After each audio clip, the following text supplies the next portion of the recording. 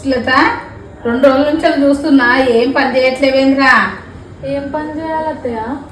ఆ వాషింగ్ మిషన్లా బట్టలన్నీ. మీ ఇంట్లో మ్యాజిక్ వాషింగ్ మిషన్ లేదా? అంటే మా ఇంట్లో అయితే బట్టలు ఆటోమేటిక్గా వాషింగ్లోకి వెళ్ళిపోయి అదే వాష్ అయిపోయి డ్రై అయిపోయి ఐరన్ అయిపోయి నా కబోర్డ్లోకి వచ్చేసాయి అత్తయ్య. అయితే నువ్వు పని చేయడం కాదు, చేస్తుంటే చూడని కూడా చూడలే అన్నట్టు. Follow for more videos.